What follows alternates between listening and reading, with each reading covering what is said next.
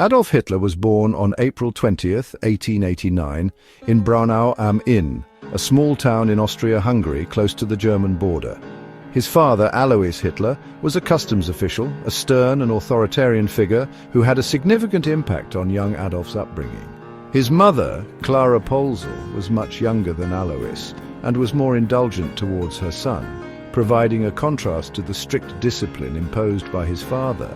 Adolf had several siblings, but many died in infancy, leaving him and his younger sister Paula as the only ones to survive into adulthood.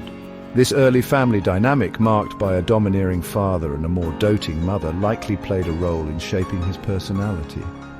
Growing up, Adolf showed an early interest in art and history, particularly German history and mythology. He was not a particularly diligent student in formal schooling, often clashing with his teachers and struggling with subjects he found uninteresting. His father wished for him to follow a similar career path in the civil service, a prospect Adolf vehemently rejected. He dreamed of becoming a great artist, a painter, and this ambition became a central focus of his youth. He was captivated by grand architecture and the heroic tales of German heroes, interests that would later manifest in his political ideologies and his vision for a revived German empire. His childhood was relatively unremarkable on the surface, yet it held the early stirrings of resentment and grand ambition. The relationship with his father was often strained. Alois was a man who expected obedience and had little patience for Adolf's artistic aspirations, seeing them as impractical and a sign of laziness. These frequent conflicts created a tense atmosphere in the household. Adolf, in turn, developed a strong will and a rebellious streak, often defying his father's wishes. The death of his younger brother Edmund from measles in 1900, when Adolf was 11, was a significant event. Some historians suggest this loss deeply affected him and may have contributed to his increasingly withdrawn and moody temperament. His early years were thus a mixture of ordinary provincial life and underlying familial tensions. Despite his father's disapproval, Adolf clung to his artistic dreams. He found solace in drawing and reading, particularly books that glorified German nationalism and military prowess. The region where he grew up, Upper Austria, was an area with strong pan-German sentiments, meaning many people there felt a closer cultural and ethnic tie to Germany than to the diverse Austro-Hungarian Empire. These prevailing attitudes in his local environment undoubtedly influenced his developing worldview. The death of his father in 1903, when Adolf was 13, removed a significant source of opposition to his artistic plans, but it also meant increased financial insecurity for the family, setting the stage for future struggles. After his father's death, and with his mother Clara's reluctant blessing, Adolf Hitler moved to Vienna in 1907. He aimed to enroll in the prestigious Academy of Fine Arts. Vienna, at the turn of the century, was a vibrant multicultural metropolis, the capital of the sprawling Austro-Hungarian Empire. It was a city of immense cultural wealth, but also one of stark social contrasts, with opulent palaces existing alongside dire poverty. Hitler arrived with high hopes, believing his artistic talent would be recognized. However, he failed the entrance examination for the Academy twice in 1907 and again in 1908. These rejections were a devastating blow to his pride and his ambitions, shattering his dreams of becoming a celebrated artist. The rejections from the Academy marked the beginning of a difficult period for Hitler. He remained in Vienna for several years, living a precarious existence. Initially, he survived on a small inheritance and an orphan's pension.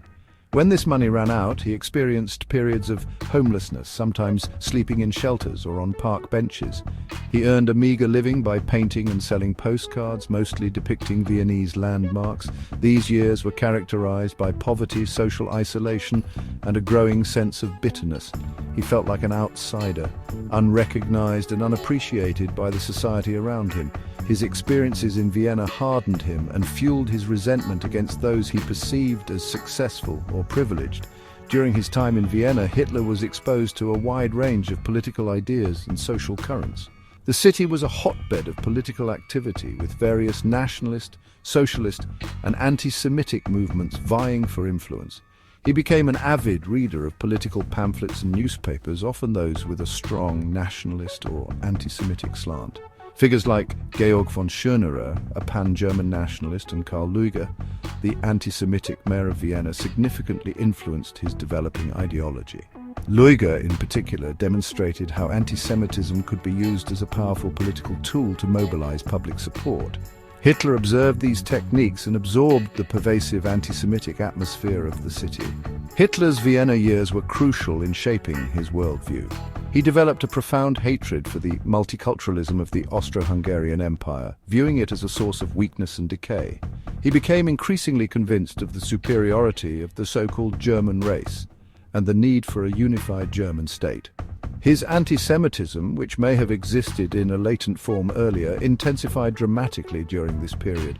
He began to see Jews as a malevolent force responsible for many of society's ills, including his own personal failures. These formative experiences in Vienna, marked by artistic rejection, poverty, and exposure to radical ideologies, laid the ideological groundwork for his later political career and the catastrophic events he would unleash upon the world. In May 1913, Adolf Hitler left Vienna and moved to Munich, the capital of Bavaria in Germany. He sought to avoid military service in the Austro-Hungarian army, an institution he despised due to its multicultural composition. He found Munich more to his liking, considering it a truly German city. He continued his hand-to-mouth existence, selling his paintings, but his life remained aimless and unfulfilled. The outbreak of World War I in August 1914, however, provided him with a sense of purpose and direction he had previously lacked. He enthusiastically volunteered for service in the Bavarian army, a part of the German Imperial Army. For Hitler, the war was a welcome event, an opportunity for Germany to assert its strength. Hitler served as a dispatch runner on the Western Front, a dangerous role that involved carrying messages between command posts and the front lines. He proved to be a brave soldier, earning the Iron Cross Second Class in 1914 and later the Iron Cross First Class in 1918, a rare decoration for a corporal. He was wounded twice during the war, once in the leg at the Battle of the Somme in 1916 and then temporarily blinded in a mustard gas attack in October 1918 near Ypres. The war experience was profoundly transformative for Hitler. It provided him with a sense of camaraderie and belonging that he had never experienced before. He embraced the discipline and hierarchy of military life. The news of Germany's surrender in November 1918 reached Hitler while he was recovering from the gas attack in a military hospital. He was devastated and outraged by the defeat, which he, like many other German nationalists, refused to believe was a result of military failure on the battlefield. Instead, he subscribed to the so-called stab-in-the-back myth, the conspiracy theory that Germany had been betrayed by internal enemies, primarily socialists, communists, and Jews on the home front. This belief became a cornerstone of his political ideology and fueled his desire for revenge against those he held responsible for Germany's humiliation. The aftermath of World War I saw Germany plunged into political turmoil and economic hardship. The Treaty of Versailles, signed in 1919, imposed harsh terms on Germany, including territorial losses, severe restrictions on its military, and crippling reparation payments. This treaty was widely perceived by Germans as a national disgrace. For Hitler, the war and its outcome solidified his extreme nationalism, his fervent anti-Semitism, and his conviction that Germany needed a strong authoritarian leader to restore its former glory. His wartime experiences and the perceived betrayal hardened his resolve and set him on a path towards political extremism, determined to overturn the verdict of the war and reshape Germany according to his vision. After World War I, Hitler remained in the army for a short period and was assigned to an intelligence unit in Munich. His role involved monitoring new political groups and delivering anti-communist lectures to soldiers.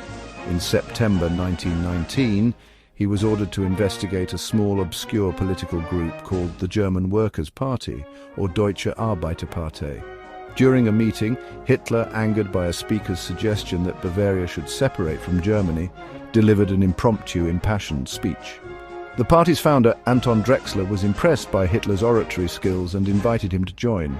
Hitler, initially hesitant, soon saw the potential of this small group as a vehicle for his own political ambitions and officially joined as a member number 555. Hitler quickly rose through the ranks of the DAP, His powerful and charismatic speaking style captivated audiences and drew new members to the fledgling party. He possessed an uncanny ability to articulate the anger, frustrations and resentments of many Germans who felt betrayed and humiliated by the outcome of the war and the terms of the Treaty of Versailles. He spoke passionately about national pride, the need for a strong Germany and the supposed threat posed by Jews and communists. His speeches were often filled with vitriol and demagoguery, but they resonated with a population searching for answers and scapegoats in a time of crisis. He became the party's chief propagandist and public speaker. In early 1920, the DAP was renamed the National Socialist German Workers' Party, or Nationalsozialistische Deutsche Arbeiterpartei, commonly known as the Nazi Party. Hitler played a key role in drafting the party's 25-point program, which combined nationalist, socialist and anti-Semitic ideas. The program called for the abrogation of the Treaty of Versailles, the unification of all Germans into a greater Germany, the exclusion of Jews from citizenship and land reform. By July 1921, Hitler's influence within the party had grown so immense that he was able to demand and secure dictatorial powers as its chairman or Führer. He successfully outmaneuvered other party leaders and consolidated his control. Under Hitler's leadership, the Nazi Party began to grow, although it remained a relatively small and regional movement based primarily in Bavaria. He introduced the swastika as the party symbol and organized a paramilitary wing, the Sturmabteilung, or SA, also known as the Brown Shirts, to protect party meetings and intimidate political opponents. The SA, composed largely of ex-soldiers and disaffected young men, engaged in street brawls and violence against communists and Jews. Hitler's combination of fiery rhetoric, organizational talent and the strategic use of violence helped transform the Nazi Party from an obscure discussion group into a more formidable political force, albeit one still on the fringes of German politics during the early 1920s. By 1923, Germany was in the grip of a severe economic crisis, mainly because of hyperinflation, which made the currency pretty much worthless. The French and Belgian occupation of the Ruhr industrial region, which happened as a response to Germany's failure to meet reparation payments, just fueled national outrage and instability even more. Hitler and the Nazi Party saw this period of chaos as, well, an opportunity to seize power. Inspired by Benito Mussolini's March on Rome in 1922, which had brought the fascists to power in Italy, Hitler planned a similar coup d'état in Bavaria, hoping it would spark a wider national revolution against the Weimar Republic government in Berlin. On the evening of November 8, 1923, Hitler, along with SA stormtroopers, dramatically interrupted a political meeting being held by Bavarian State Commissioner Gustav von Kahr and other prominent local leaders at the Bürgerbraukeller, a large beer hall in Munich. Firing a pistol into the ceiling, Hitler declared that the national revolution had begun and that the Bavarian and Berlin governments were deposed. He coerced Kahr, General Otto von Lossow, who was the head of the army in Bavaria, and Colonel Hans von Seisser, the head of the Bavarian state police, into supporting his putsch. But their support was only feigned and quickly withdrawn once they were free from Hitler's immediate control. The next day, November 9th, Hitler and around 2,000 Nazi supporters marched through Munich towards the city centre, intending to take over key government buildings. They were met by a cordon of state police near the Feldherrnhalle. A brief but violent confrontation followed, and shots were exchanged. 16 Nazis and 4 police officers were killed. The putsch collapsed almost immediately. Hitler himself suffered a dislocated shoulder and managed to escape, but he was arrested 2 days later. The beer hall putsch, as it became known, was a dismal failure in the short term. It showed the Nazi Party's lack of widespread support and its inability to overthrow the state by force at that time. Despite its immediate failure, the beer hall putsch had significant long-term consequences. Hitler was put on trial for high treason in early 1924. He skillfully used the courtroom as a platform to gain national attention and promote his nationalist ideology. He portrayed himself as a patriot acting in Germany's best interests. Although found guilty, he received a lenient sentence of 5 years in Landsberg prison, but he ended up serving only about 9 months. During his imprisonment, he wrote the first volume of his political manifesto and autobiography, Mein Kampf, My Struggle. In this book, he outlined his racist worldview, his anti-Semitic obsessions, his plans for Germany's future, and his strategies for achieving power, shifting from violent revolution to a legal path to control. After his release from Landsberg prison in December 1924, Hitler found the Nazi Party in disarray and banned in Bavaria. He immediately set about rebuilding and reorganizing it. Crucially, he decided to pursue power through legal, constitutional means rather than by violent revolution. This so-called legality strategy involved participating in elections and working within the framework of the Weimar Republic, even though his ultimate aim was to destroy it. He focused on strengthening his personal control over the party, establishing the Führerprinzip, or leader principle, which demanded absolute obedience to him. He also created new party organizations, such as the Schutzstaffel, or SS, initially a personal bodyguard unit, which would later become a powerful instrument of terror. The mid-1920s, a period known as the Golden Twenties in Germany, saw relative economic stability and political calm under the leadership of Gustav Stresemann. During this time, extremist parties like the Nazis struggled to gain widespread support. The Nazi Party performed poorly in elections, winning only a small percentage of the vote. However, Hitler used these years to consolidate his leadership, expand the party's organizational structure across Germany, and refine its propaganda techniques. He continued to deliver fiery speeches at party rallies, railing against the Treaty of Versailles, the Weimar government, Marxists and Jews, waiting for an opportunity that would make his message resonate more broadly with the German populace. The opportunity arrived with the onset of the Great Depression in 1929, triggered by the Wall Street crash in the United States. The economic crisis hit Germany particularly hard. American loans that had supported the German economy dried up, businesses collapsed, unemployment soared, and poverty became widespread. The fragile Weimar Republic government struggled to cope with the crisis, leading to political instability and a loss of public faith in democratic institutions. This economic devastation and social unrest created a fertile ground for extremist ideologies. Millions of Germans, desperate and disillusioned, became receptive to radical solutions and charismatic leaders who promised a way out of the misery. Hitler and the Nazi Party skillfully exploited the economic crisis. Their propaganda blamed Jews, communists, and the ineffective Weimar government for Germany's problems. They promised to restore order, provide jobs, and make Germany strong again.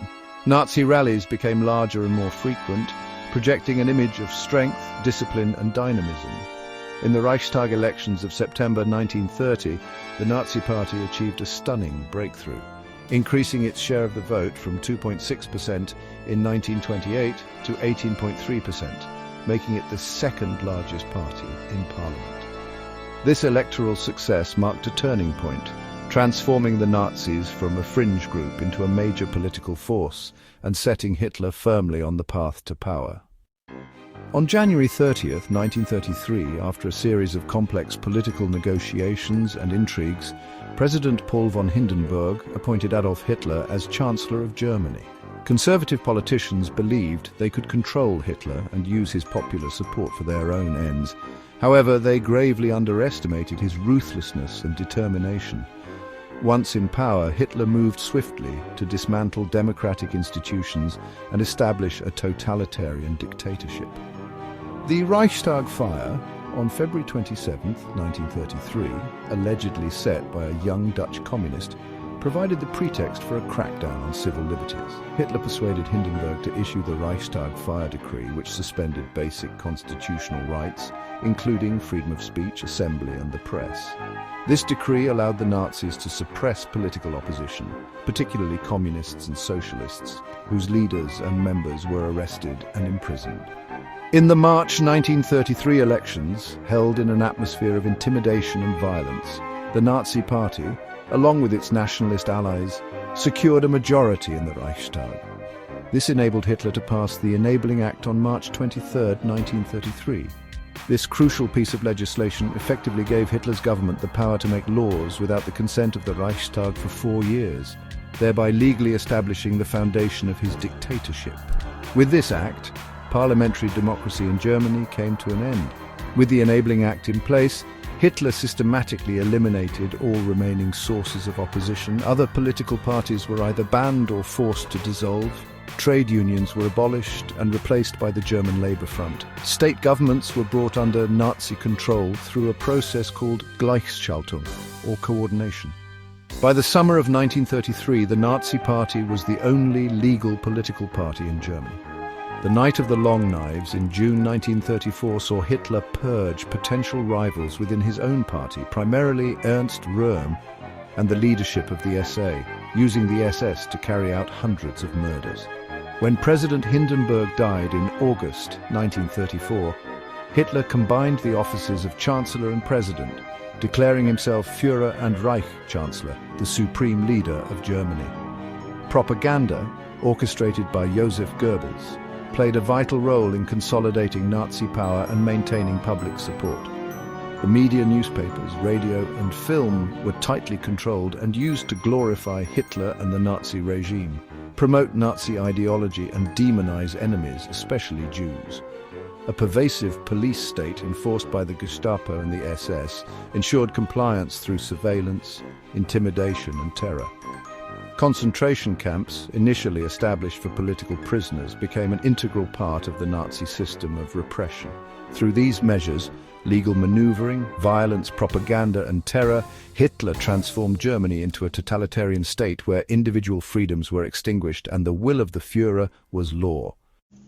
Once his dictatorship was firmly established within Germany, Adolf Hitler turned his attention to foreign policy. His primary goals were to overturn the Treaty of Versailles, unite all ethnic Germans into a so-called Greater German Reich, and acquire Lebensraum, or living space, in Eastern Europe, primarily at the expense of the Soviet Union.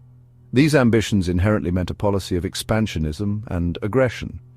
In 1933, Germany withdrew from the League of Nations and the Disarmament Conference, signaling its intent to chart its own course. Hitler began a secret and then open program of rearmament, rebuilding Germany's army, navy and air force in direct violation of the Versailles Treaty. The Western powers, Britain and France, were hesitant to confront Hitler. They were burdened by their own economic problems, haunted by the memory of World War I's devastating losses. And many believed that some German grievances from the Treaty of Versailles were legitimate. This led to a policy of appeasement, where concessions were made to Hitler in the hope of avoiding another major war. In March 1936, Hitler took a significant gamble by sending German troops into the Rhineland, a demilitarized zone according to the Versailles Treaty. Britain and France protested but took no military action, emboldening Hitler and strengthening his belief that the Western democracies lacked the will to stop him. Hitler's aggressive moves continued. In March 1938, Germany annexed Austria in the Anschluss, an event celebrated by many Austrians but achieved through intimidation and the threat of force. Again, the international response was muted. Later that year, Hitler demanded the Sudetenland, a German-speaking region of Czechoslovakia. The Munich Agreement of September 1938, signed by Britain, France, Italy and Germany, ceded the Sudetenland to Germany in an attempt to preserve peace. British Prime Minister Neville Chamberlain famously declared peace for our time. However, this appeasement only whetted Hitler's appetite for further expansion and demonstrated the weakness of the Allied powers. In March 1939, Hitler violated the Munich Agreement by occupying the rest of Czechoslovakia, making it clear that his ambitions extended beyond uniting German-speaking peoples. This act finally convinced Britain and France that appeasement had failed and that Hitler could not be trusted. They issued guarantees of support to Poland, which was widely seen as Hitler's next target. On August 23, 1939, Germany and the Soviet Union stunned the world by signing a non-aggression pact, which secretly included a plan to divide Poland between them. Freed from the threat of a two-front war, Hitler ordered the invasion of Poland. On September 1, 1939, German forces crossed the Polish border, marking the beginning of World War II. Britain and France declared war on Germany 2 days later. World War II, unleashed by Hitler's invasion of Poland, quickly engulfed Europe and then the world. Germany's Blitzkrieg, or Lightning War, tactics led to swift victories in Poland, Denmark, Norway, the Netherlands, Belgium, Luxembourg and France by mid-1940. However, the Battle of Britain saw the Royal Air Force successfully defend the United Kingdom against German air attacks, preventing a German invasion. In June 1941, Hitler made a fateful decision to invade the Soviet Union, known as Operation Barbarossa, opening a vast eastern front. Initially, German forces made rapid advances, but the brutal Russian winter, stiff Soviet resistance and vast distances eventually halted their progress. The entry of the United States into the war in December 1941, after the Japanese attack on Pearl Harbor, further tipped the balance against Germany and its Axis partners, Italy and Japan. Parallel to the military conflict, Hitler's regime implemented its horrific racial ideology, culminating in the Holocaust. The systematic state-sponsored persecution and mass murder of approximately 6 million Jews, as well as millions of other victims, including Roma, Poles, Soviet prisoners of war, disabled people and political opponents. This genocide was carried out through ghettos, mass shootings by Einsatzgruppen, or mobile killing squads, and ultimately extermination camps like Auschwitz-Birkenau, Treblinka and Sobibor, equipped with gas chambers. The so-called final solution to the Jewish question was a central aim of Hitler's war. The scale and industrial nature of this mass murder remain unparalleled in human history, a chilling testament to the depths of human cruelty when fueled by hateful ideology. By 1943, the tide of the war had turned decisively against Germany. The Soviet Red Army began to push German forces back on the Eastern Front after victories at Stalingrad and Kursk. Allied forces landed in Italy in 1943 and in Normandy, France, on D-Day in June 1944, opening a Western front. Germany was now fighting a desperate war on multiple fronts, facing overwhelming Allied military and industrial power. Allied bombing campaigns devastated German cities. As defeat became inevitable, Hitler retreated into his bunker beneath the Reich Chancellery in Berlin, increasingly isolated, delusional, and issuing orders for battles that could no longer be won.